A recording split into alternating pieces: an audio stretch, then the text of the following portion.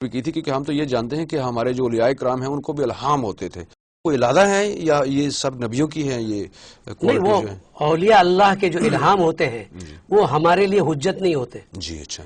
لیکن نبی اور مرزا غلام احمد نے چونکہ نبوت کا دعویٰ کیا تو اس کے الہامات حجت ہے، وہ لوگوں کے لیے، لوگوں کے لیے. تو جو اولیاء کرام کے الہام ہے وہ ان کی اپنی ذات کے لیے، اپنی ذات کے لیے. ٹھیک ہے. حضرت ابراہیم علیہ السلام نے خواب دیکھا جی کہ میں اپنے بیٹے کو ذبح کر رہا ہوں. ٹھیک. آج حج کا مہینہ چل رہا ہے. جی بالکل. اور لوگ حاجی صاحبان وہاں پہنچے ہوئے ہیں. بے شک. تو کہہ دیتے کہ مجھے تو خواب میں نظر آیا. ہاں. لیکن نہیں، اس کو عملی طور پر بھی حضرت اسماعیل علیہ السلام کو لے گئے. جی. اور وہاں جا کر ان کو ذبح کرنے کے لیے چھری تک رکھ دی. لیکن اللہ نے بچانا تھا، بچایا. یہ الہام ان کو ہوا کہ میں خدا ہوں. اور بھی کئی ہے. اچھا جی. یعنی خدائی دعوے تو ایک نہیں کئی ہے. اچھا تو یہ پورا کس طرح سے تھا ان کا کہ میں خدا ہوں؟ اور میں نے کشف میں دیکھا جی کہ میں خود خدا ہوں اور یقین کیا کہ وہی ہوں. اچھا جی. اب تو کشف نہیں ہوا نا، یہ بعد میں یقین ہو گیا. یقین بھی کیا کہ میں خدا ہوں. اور میرا اپنا کوئی ارادہ اور کوئی خیال اور کوئی عمل نہیں رہا. یعنی میرا کوئی، یعنی اللہ نے کہا کہ میں خدا ہوں، خدا بن گیا ہوں. الہام ہے نا. بالکل. تو خدا کے ساتھ شیئر ہو گیا. استغفر اللہ. تو اب یہ آدمی، یہ شخص کیسے کہہ سکتا ہے؟ یہ تو ہماری بہن بھائی جو بیچارے بھولے بھالے ہیں یا اپنے نسل در نسل فیملی کی وجہ سے جو پھنسے ہوئے ہیں، بیچارے قادیانی بنے ہوئے ہیں، پھنسے ہوئے ہیں. لیکن جو مجھے ٹیلی فون آتے ہیں بعض قادیانیوں کے، آپ کے تو بہت لنک ہیں ان لوگوں بہت کے لنک ساتھ. ہیں، فون آتے ہیں، وہ بتاتے ہیں ہمیں. ابھی دیکھیں شیخ راحیل جی، مظفر احمد مظفر، جی، اور اس کے علاوہ جرمنی میں کئی قادیانی مسلمان ہوئے. اکبر چودھری صاحب بھی تھے اور شاہد کمال. کینیڈا میں کافی لوگ ہیں جو مسلمان ہوئے. تو اب یہ لوگ بتا رہے ہیں. ابھی چند باتیں میں انٹرنیٹ پہ بھی تھوڑا سا لوگوں کو اس چیز پہ آگاہی دیتا ہوں. تو انٹرنیٹ پہ مجھے کافی نوجوان جو ہیں قادیانی وہ ملتے ہیں. تو جب ان کو یہ باتیں بتائی جاتی ہیں وہ کہتے ہیں نہیں تم جھوٹ بول رہے ہو. تو میں کہتا ہوں میں نہیں جھوٹ بولتا ہوں، آپ فلاں فلاں جو کتاب ہے آپ اس میں سے دیکھیں. تو انٹرنیٹ کے جو دوست ہیں ہمارے، ان سے بھی یہ گزارش ہے کہ آپ جو یہ کتابیں ہیں مرزا غلام احمد صاحب کی، آپ ان کتابوں کو خود چیک کریں. ان کا نام بھی ہم آپ کو دیں گے، ان کے حوالے بھی ہم آپ کو دیں گے. تو انشاءاللہ یہ سارا کچھ ہمارے پاس ثبوت موجود ہے. اچھا، یہ خدائی دعویٰ جو ہے، اب ایک مسلمان اگر ایسا خواب دیکھتا ہے کہ خواب میں وہ کہتا ہے، وہ دیکھتا ہے اپنے آپ کو کہ میں خدا ہوں، تو وہ تو جیسے ہی آنکھ اس کی کھلے گی وہ تو استغفر اللہ پڑے گا کہ یہ تو شیطان نے مجھے خواب دیا کہ مجھے خواب میں شیطان خدا بنا رہا ہے. تو انہوں نے کہا کہ میں حقیقت میں مان بھی گیا، یقین کر لیا کہ میں ہوں، بجائے اس کی کہ اس سے توبہ کریں تو وہ مان گئے کہ میں ہی خدا ہوں. وہ ایک نہیں، ایک حوالے نہیں، کئی حوالے ہیں. جی. چونکہ ٹائم. اچھا، بات چل رہی تھی کہ یہ تو کفر ہے. بالکل جی. یہ ساری چیزیں کفر ہے. جی. تو اسی وجہ سے علماء اسلام نے، ابھی سے نہیں 100 سال ہو گئے، جی، اور پوری امت مسلمہ ان کو کافر قرار دیتی ہے، کافر سمجھتی ہے.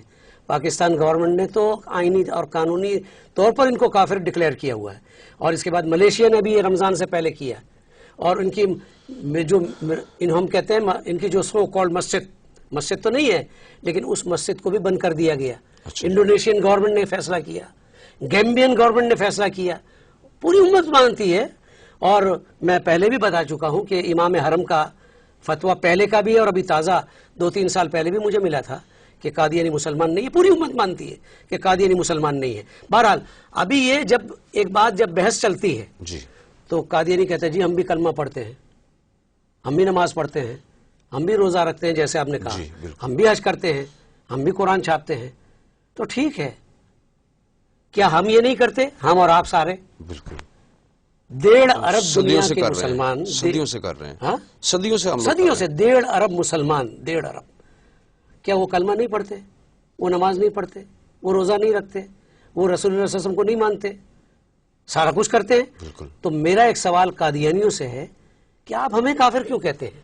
جی، آپ بھی تو ہمیں کافر کہتے ہیں. اچھا حضرت، یہ پھر ایک اور مسئلہ آ گیا یہ، اور کچھ لوگ تو ایسے اپنے معصوم ہیں جن کو نہیں پتہ، وہ کہتے ہیں کہ دیکھیں ہم آپ لوگوں کو کافر نہیں کہتے، آپ ہمیں کیوں کافر کہتے ہیں. اب انہیں یہ بھی نہیں پتہ کہ جو ہے ان کے مذہب کے لحاظ سے ہم لوگ کافر ہیں.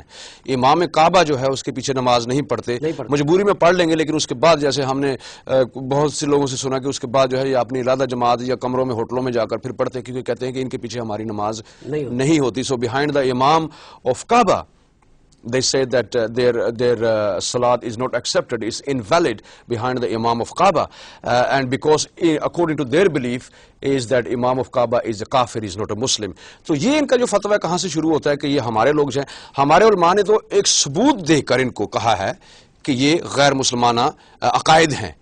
تو اب یہ جو مرزا صاحب نے, یہ ان کے جو بعد میں لوگ آئے ہیں, انہوں نے کہاں سے ثبوت, ہمارے جو علماء ہیں ہمارے بارے میں ان کے پاس کیا ثبوت ہیں کہ ہمارے لوگ کافر ہیں؟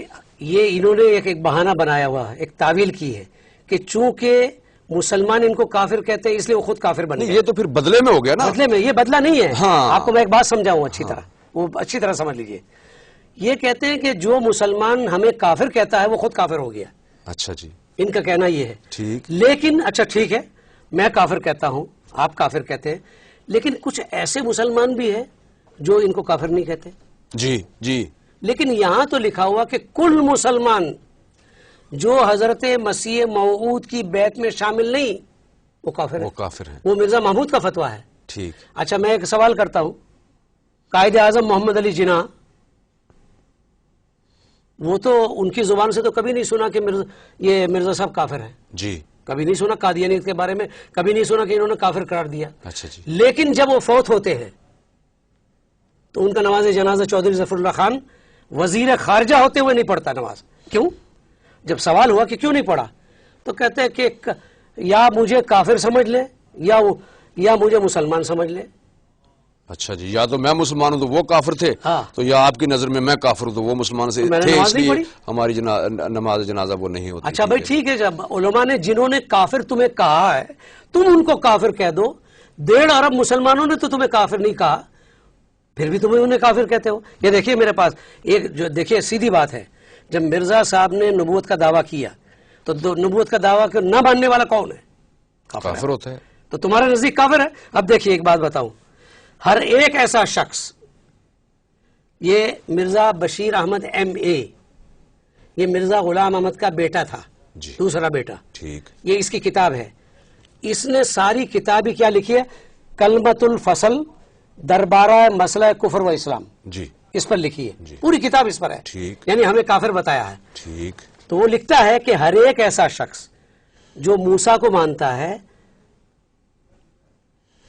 موسیٰ کو تو مانتا ہے مگر عیسیٰ کو نہیں مانتا, وہ کافر ہے. وہ کافر ہے.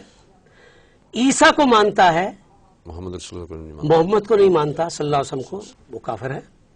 اور یا محمد کو مانتا ہے اور مسیح موعود کو نہیں مانتا, یعنی مرزا صاحب کو نہیں مانتا, وہ نہ صرف کافر, سنیے اچھی طرح, وہ نہ صرف کافر, پکا کافر, اور دائرہ اسلام سے خارج ہے. اللہ, یعنی تین چیزیں ہیں, ٹھیک, کافر, پکا کافر اور دائرہ اسلام سے خارج ہے.